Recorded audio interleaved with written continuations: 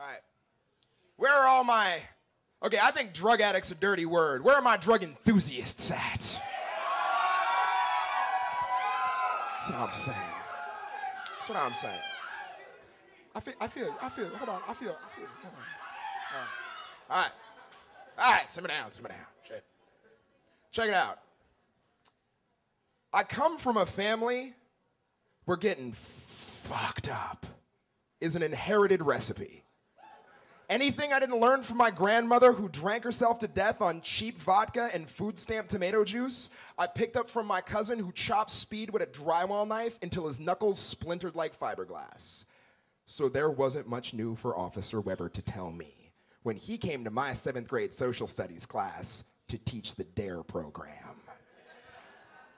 I distinctly remember him pacing the length of the chalkboard, slapping his basketball of a gut in time with the pregnant pauses of his sentences. Well, kids.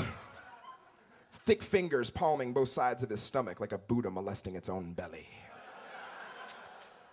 I'm here today to talk to you about the dangers of methamphetamines. The first time I did speed was actually about a week before. Thomas dropped an 8-ball into our super big gulp and we stayed up till sunrise, meticulously duplicating album covers on our notebooks. Oh, don't front like you don't know.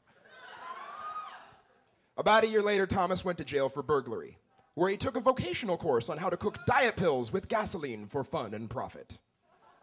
I didn't see him much after that. One day, Officer Weber played us a movie intended to relate to us on our level. I'm sure you're all familiar with the story.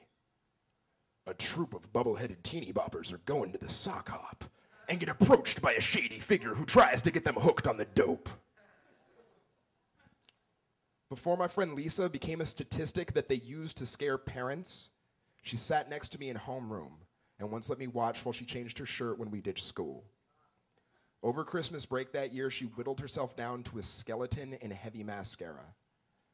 The last time I saw Lisa alive was in hospital room number 437. Said the day she gets out, she's catching a Greyhound to Missouri. Gonna meet up with a boy who loved her enough to tattoo her name over the abscesses in his shooting arm. At the end of my 7 weeks of drug abuse resistance education, we had a party with juice boxes and popcorn. Officer Weber gave us all ribbons that said, "Proud to be drug-free," with a big thumbs up underneath. The acid I had taken at lunch was just kicking in.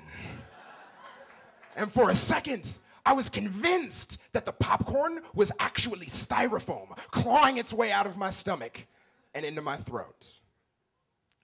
I don't know what I'm gonna tell my kid when it comes time to talk about our bloodline being hell-bent on self-destruction.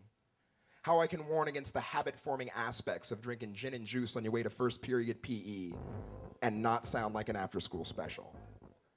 So this is my reminder to never let loved ones become clotted ash or empty bottles while I just watch on in shock, and to never speak at anyone as if I know more about their life than they do.